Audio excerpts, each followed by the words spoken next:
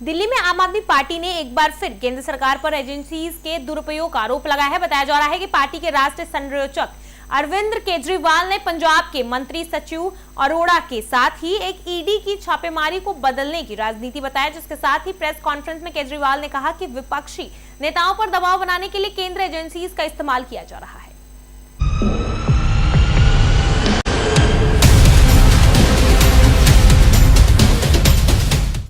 आप सब लोगों को नमस्कार। आज सुबह से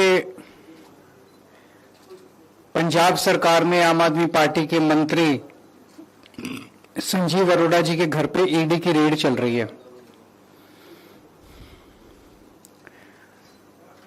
ईडी का काम है कि देश के अंदर अगर कहीं मनी लॉन्ड्रिंग हो रही है तो उसको रोकना, उसकी जांच करना। अगर इस मकसद से ईडी अपनी कार्रवाई करे तो हमें कोई परेशानी नहीं है, लेकिन जो हमने देखा कि जब से मोदी राज आया है इस देश के अंदर, सीबीआई भ्रष्टाचार के रोकने के लिए काम नहीं करती और ईडी मनी लॉन्ड्रिंग रोकने के लिए काम नहीं करती। वो सिर्फ और सिर्फ दूसरी पार्टियों को तोड़ने, उनके नेताओं को डराने, धमकाने और उन्हें बीजेपी में शामिल कराने का काम करती हैं। आज सुबह से जो संजीव अरोड़ा जी के घर पे कार्रवाई चल रही है वो भी उसी दिशा में एक कार्रवाई है। संजीव अरोड़ा के घर पे ईडी कोई मनी लॉन्ड्रिंग की जांच करने नहीं आई।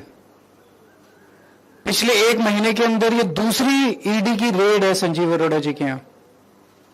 एक बार 17 अप्रैल को आई थी ईडी। संजीव अरोड़ा जी के जितने ठिकाने थे, गुड़गांव में, लुधियाना में, दिल्ली में, हर जगह उन्होंने रेड की। 3 दिन तक रेड चली। उस 3 दिन की रेड में ऐसा क्या था जो नहीं मिला, जो ढूंढने आज आए हैं? मैं बताता हूं कि उन 3 दिन की रेड में क्या नहीं मिला जो आज ढूंढने आए हैं। उसी वक्त अशोक मित्तल जी के यहां रेड हुई, उनके यहां भी 3 दिन रेड चली और उस 3 दिन की रेड के बाद अशोक मित्तल जी ने बीजेपी ज्वाइन कर ली।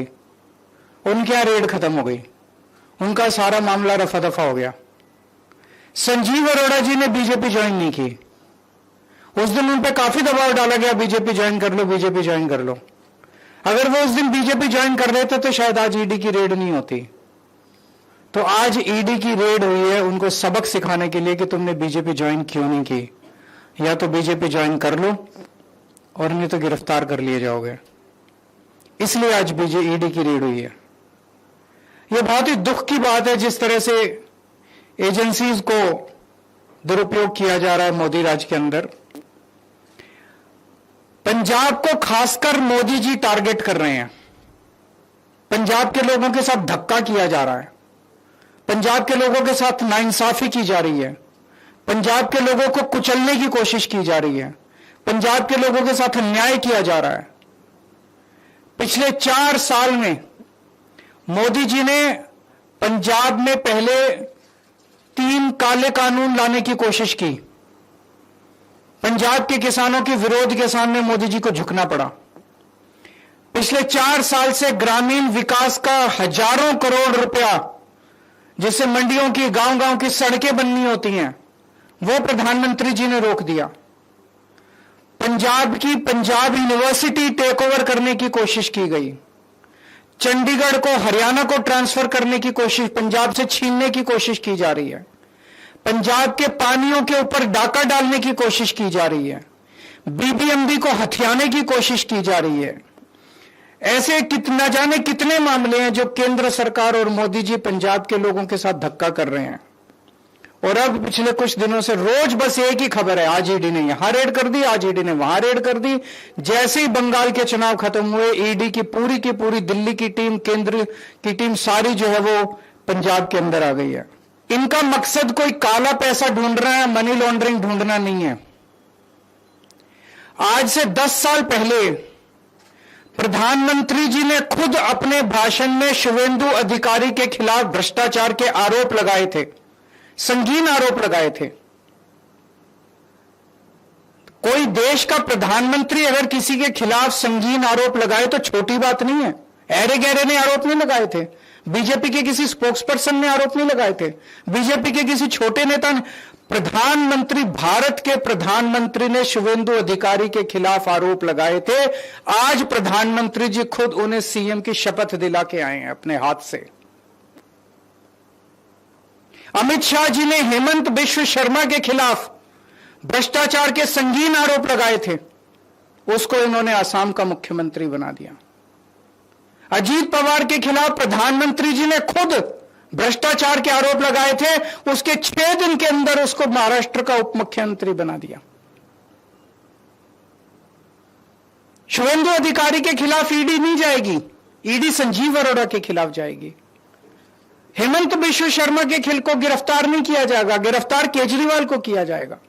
अजीत पवार को गिरफ्तार नहीं किया जाएगा, गिरफ्तार मनीष सिसोदिया। क्यों? उन्होंने सबने बीजेपी ज्वाइन कर ली। तो इनका मकसद देश से भ्रष्टाचार दूर करना नहीं है, इनका मकसद मनी लॉन्ड्रिंग रोकना नहीं है, इनका मकसद केवल और केवल दूसरी पार्टियों के नेताओं को तोड़ के बीजेपी में शामिल करवाना है।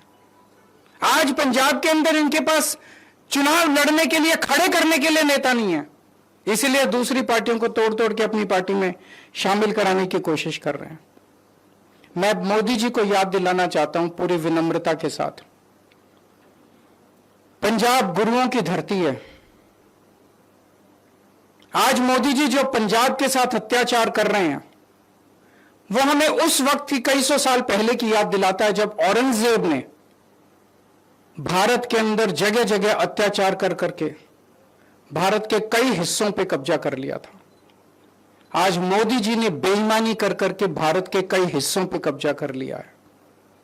उसके बाद औरंगजेब की नजर पंजाब के ऊपर पड़ी।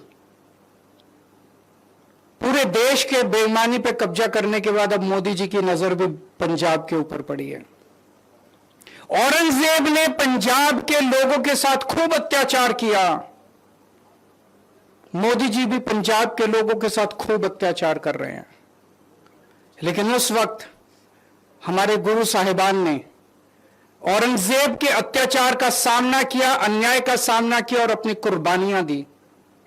उनकी कुर्बानियों से प्रेरित होकर आज पंजाब के लोग खड़े होकर मोदी जी के अत्याचार और अन्याय का सामना करेंगे और पूरे देश को मोदी राज के अन्याय और अत्याचार से मुक्ति दिलाएंगे। मैं मोदी जी को कहना चाहता हूं, 4 साल पहले भी आप पंजाब के साथ खिलवाड़ कर चुके हैं, जब आपने 3 काले कानून लाने की कोशिश की थी और पंजाब के किसानों के सामने आपको घुटने टेकने पड़े थे। आज आपने फिर पंजाब को ललकारा है, पंजाब इसको बिल्कुल बर्दाश्त नहीं करेगा। मैं मोदी जी से हाथ जोड़ के विनम्रता से निवेदन करता हूं, पंजाब के साथ धक्काशाही करना बंद कीजिए। मेरा यही कहना है कि ये बेईमानी से जीते हैं बीजेपी वाले, ईमानदारी से ये चुनाव जीत नहीं सकते।